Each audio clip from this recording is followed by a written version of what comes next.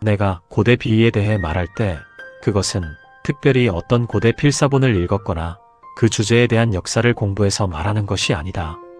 나는 전생에 고대 그리스에서 태어났고 거기에서 어떤 신비교단에 입문하였다. 고대 그리스에서 비전을 받은 사람은 자기가 알게 된 것을 누설하지 않겠다는 서약을 한다. 그리고 그 맹세는 반드시 지켜져야만 한다. 그것이 비록 전생에 주어진 것일지라도 말이다. 그러나 그 신비단체의 배후에 있는 존재들은 당시의 비밀 가르침을 이제는 세상에 나누어주는 것이 좋다고 판단하고 우리에게 적절한 범위 내에서 비밀들을 밝혀도 된다고 허락하였다. 그러므로 내가 이 고대 신비교단에서 받은 가르침에 대해 말한다고 해서 나의 서약을 깨뜨린 것은 아니다. 내가 지금 말하고자 하는 것은 가르침의 일부에 불과하며 나머지 부분들에 대해서는 마스터들이 공개를 허락치 않기 때문에 밝힐 수 없다. 먼저 나는 당신이 인류가 가져온 모든 종교들 안에 비위가 있었다는 사실을 주지하길 바란다. 사람들은 흔히 적어도 기독교에는 감추어진 어떤 것이 없고 가난한 자나 배우지 못한 자들도 공부할 수 있도록 모든 것이 공개되어 있다고 생각한다. 그러나 그렇게 생각하는 자는 기독교의 역사에 대해 완전히 무지한 자이다. 오늘날의 경우 실제로 교회가 알고 있는 것은 모두 일반에 주어지고 있다. 그러나 그것은 단지 감추어진 비위를 잊어버렸기 때문에 그런 것뿐이다. 만일 당신이 교회의 초기 역사에 대해 공부한다면 고대의 저술가들이 비위에 대해 분명히 말하고 있음을 알게 될 것이다. 초기 교회의 가르침에는 많은 핵심적인 내용들이 있었는데 그것들은 카테코메노이, 즉 교회에 곧 들어온 자, 아직 정식 멤버가 되지 못한 자에게는 전혀 주어지지 않았다. 이러한 유래는 훨씬 더 일찍부터 찾아볼 수 있다. 당신은 복음서 가운데 그리스도가 제자들에게는 많은 것을 알려주면서도 일반 대중들에게는 오로지 비유로서만 가르쳤다는 구절을 기억할 것이다. 오늘날의 기독교 교회가 지성적인 사람들을 지배하는 데 실패한 이유 중에 하나는 도그마의 기초가 되었던 초자연적이며 철학적인 신비들을 상실했기 때문이다. 당신이 기독교 가르침에 감추어진 일면을 찾아보고자 한다면 단지 위대한 영지주의 작가들의 저작들을 읽기만 하면 된다. 기독교의 이런 비교적 측면을 제자들을 위한 내부교의로, 기독교의 오늘날 형태를 일반인들을 위한 외부교의로 생각할 때 우리는 양자 안에서 종합된 고대지혜의 완벽한 표현을 보게 된다. 그러나 양자의 가르침 중 하나만 받아들이고 다른 것을 이단으로 비난할 때 이는 오로지 한쪽에 치우친 사상만을 가르치는 것이 된다. 그러므로 모든 종교는 언제나 외부적인 형태만을 수용할 수 있는 자들을 위한 가르침뿐만 아니라 내부의 것을 통찰할 수 있는 자들을 위한 고급한 가르침 또한 갖고 있다. 우리가 고대 비위에 대해 말할 때 그것은 일반적으로 고대 그리스의 위대한 종교들과 관련된 것을 의미한다. 고대 비위에 대해 다루고 있는 책들은 매우 드물어서 이암블리쿠스, 토마스 테일러, 피포카르의 책이 고작이다.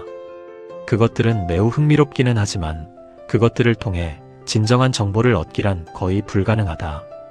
크리스트 교회는 자신들의 가르침에 반하는 모든 책들을 불살라버리는 습관이 있었다.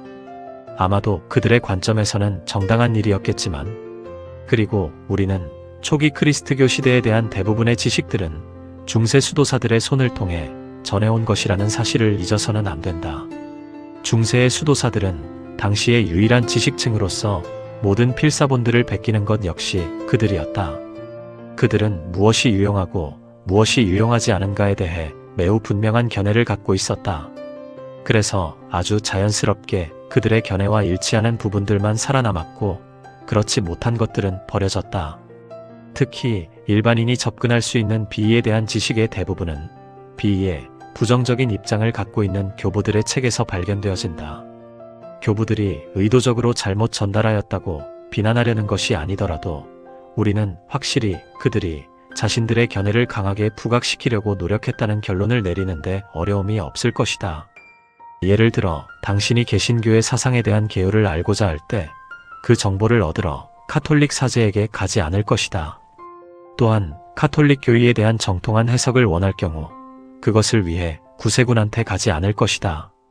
그럼에도 비위에 대해 우리는 이와 유사한, 아니 훨씬 심각한 상황에 놓여 있다. 고대 종교의 비위를 따르는 자들과 크리스트 교회의 교부들 사이에는 수많은 신랄한 논쟁이 벌어져 왔다. 그러므로 우리는 비위에 대하여 교부들이 말하고 있는 것들을 매우 신중한 자세로 받아들여야 할 것이다. 예를 들어서 당신은 그들이 고대 비위는 추잡하고 비도덕적인 것을 많이 포함하고 있다고 주장하는 것을 자주 볼 수 있을 것이다. 나는 그동안 투시를 통하여 주의 깊게 그리스의 비위 전체를 탐구하여 왔고 내 자신이 직접 전생에 그리스 신비교단의 비전가였기 때문에 절대적인 확신을 갖고 이렇게 말할 수 있다. 그들의 말에 한 점의 진실도 들어있지 않다고. 축제나 바쿠스 예배의 형태가 포함된 특정한 비위가 존재했던 것은 사실이다.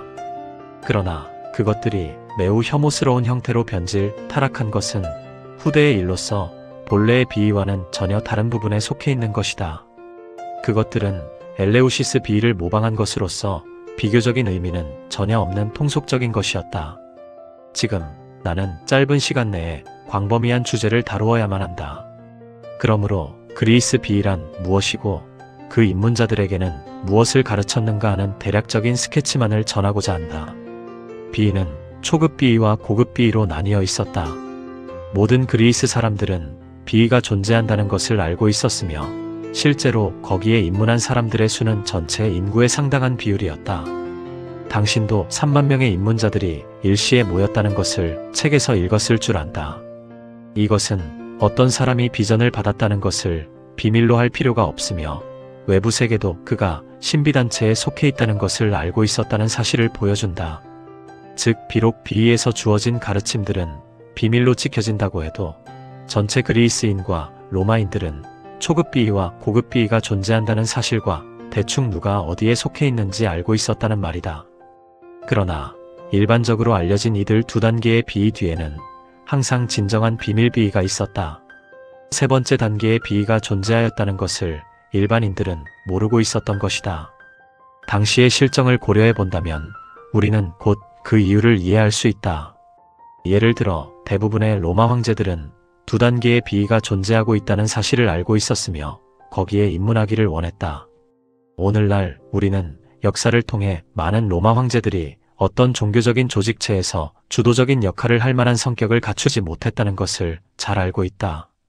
그러나 30개 군단의 대장과는 논쟁할 수 없다는 말처럼 신비교단의 지도자들이 로마 황제의 입문을 거절하기란 매우 어려웠을 것이다. 황제들이 자기 뜻을 거스르는 자들을 누구든 참수해버리는 것은 식은 죽 먹기였기 때문이다. 그러므로 마땅히 세 번째 단계의 비위가 존재한다는 것을 숨겨야 했던 것이다. 이러한 이유로 세 번째 단계에 입문할 자격이 있다고 스승이 판단을 내린 자들을 제외하고는 그 누구도 그것이 있다는 사실을 알지 못했다. 이 세 번째 단계의 가르침은 결코 대중에게 주어지지 않았으며 또 그럴 수도 없다. 그러나 일반적인 신비들, 즉 초급과 고급 단계의 비위들 중에는 공개적으로 말할 수 있는 것들이 많이 있다. 우선 첫째로 사람들은 특정한 경구, 잠언들을 배웠다.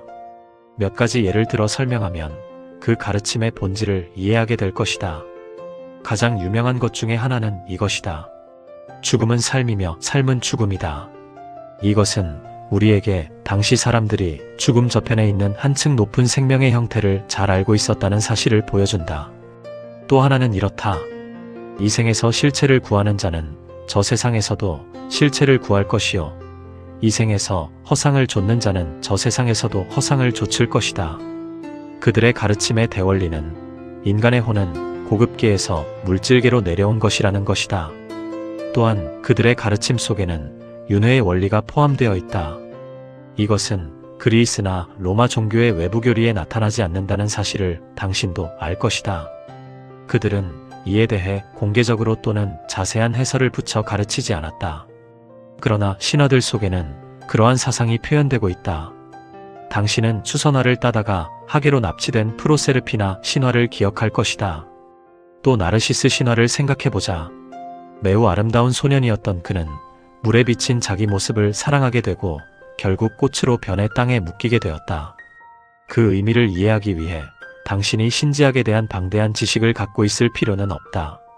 우리는 시크릿 독트린에서 어떻게 자아가 아스트랄계와 물질계라는 물을 내려다보고 거기에 비친 모습과 사랑에 빠져서 결국 지상에 묶이게 되는지 배웠다. 수선화를 따다가 하계로 끌려간 프로세르피나는 결국 인생의 절반은 땅 위에서 또 절반은 하계에서 보내게 되었다. 당신도 이해하겠지만 절반은 육체 속에서 살고 절반은 육체를 벗어나 산 것이다. 이와 같은 식으로 이 밖에도 신지학적인 해석을 통해 들으면 매우 흥미로운 신화들이 많이 있다. 예를 들어서 고대 신비 가르침에서 미노타우로스는 인간의 저급한 본성을 상징한다. 미노타우로스는 마침내 테세우스에 의해 죽임을 당하게 되는데 이때 테세우스는 성부의 칼, 즉 영을 휘두를 수 있게 된 고급자아를 상징한다. 직관을 상징하는 아리아드네가 준 오컬트 지식이란 시를 이용해 저급계들을 상징하는 환영의 미로로 들어간 고급자아는 거기서 저급자아를 죽이고 무사히 그 속으로부터 탈출할 수 있었다. 그러나 그에게는 아직도 위험이 남아있다. 지적인 자만에 빠진 자는 테세우스가 아리아드네를 무시했던 것처럼 직관을 무시하여 자신의 가장 높은 가능성을 깨닫는데 실패할 수 있는 것이다. 고대 그리스에서 초급 비인은 아그라에라 불리는 작은 장소에서 행해졌고 입문자는 미스타에라고 불렸다. 그들의 위험의 상징인 공식 의복은 어린 사슴가죽이었는데 고대 상징학에서 그것은 아스트랄체를 상징한다. 가죽의 반점 무늬는 아스트랄체의 많은 색깔을 나타내는 것으로 여겨졌다. 초급비의 입문자들의 의상으로 그것이 선택된 이유는 그들에게 주어진 가르침들이 주로 아스트랄계와 관련된 것이었기 때문이다. 처음 입문한 자들은 사후에 있을 인간의 아스트랄 삶에 대해 배웠다. 지상에서의 일정한 삶의 패턴이 아스트랄계에서 어떤 영향을 미치는가 하는 등의 가르침이 신뢰로서 분명히 확인할 수 있도록 많은 시간이 할애되었다. 그들은 그림이나 신전 내부의 거대한 조각상, 일종의 연극 또는 드라마를 통해서 현계에서 탐욕이나 감각적 욕망에 빠졌던 자들이 아스트랄계에서 어떠한 상태에 놓이게 되는지 배웠다. 고대의 비위에서 지도자는 아데프트나 아데프트의 제자들이었다. 그들은 그러한 이미지들이나 제자의 실물상을 아스트랄 진료나 에텔 진료를 통해 직접 자신의 힘으로 물질화시켰다. 그러나 시간이 지나면서 후대의 교사들은 그와 같은 기적을 행할 수 없었다. 그들은 그 가르침들을 다른 방법으로 설명하려고 노력했다. 어떤 경우에는 소위 연극이라 부를 수 있는 방법을 통해 가르쳤는데 입문자들은 각자 다른 사람의 역할을 했고 때로는 기계로 인형들을 움직였다. 아스트랄계에 대한 것 외에 세계 진화 체계, 특히 우리 태양계의 생성 과정 등에 대해서도 동일한 방법으로 가르쳤다. 그 가르침의 방법은 처음에는 성운, 혹성들을 실물상으로 직접 물질화시켜 설명했고 후대에 가서 이 물질화가 더 이상 가능하지 않게 되자 오늘날의 소위 오럴이라 할 수 있는 것을 이용해 혹성들의 배열을 한눈에 훤히 볼 수 있도록 시각화시켰다. 비위와 관련된 가장 중요한 것 중에 하나는 그 지도자들이 현교의 사람이나 일반 대중들에게 주어지는 것과는 전혀 다른 방법으로 설명했다는 점이다. 만일 당신이 고대 그리스 종교에 대해 잘 안다면 그 종교에는 어떤 내적인 해석이 반드시 필요한 많은 요소들이 있음을 이해할 것이다.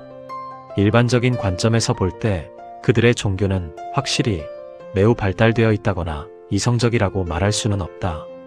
대중의 교육 내용을 구성하고 있는 그 모든 이야기들은 사람들이 반드시 배우고 가슴에 새겨두어야 할 단지 몇 개의 단순하고 분명한 개념들을 가르치고자 하는 것이지 그 이상의 것을 목적으로 한 것은 전혀 아니다. 그 이상의 것을 요구하는 열성적인 사람들은 비위에 입문했으며 거기서 전혀 다른 시각으로 그 이야기들의 진정한 의미를 배웠다. 이해를 돕기 위해 두세 가지의 짧고 단순한 예를 들어보겠다. 이미 말했듯이 이 초급 비위의 목적은 대부분 신비학도들에게 지상에서의 일정한 삶의 형태가 아스트랄계에 어떠한 영향을 미치는가 하는 것을 가르치는 것이었다. 당신은 아마 탄탈로스의 신화를 알고 있을 것이다. 탄탈로스는 신으로부터 벌을 받아 지옥의 호수 속에 턱까지 잠기운 채 목이 말라 물을 마시려 하면 물이 빠져버리는 그런 고통을 당했다.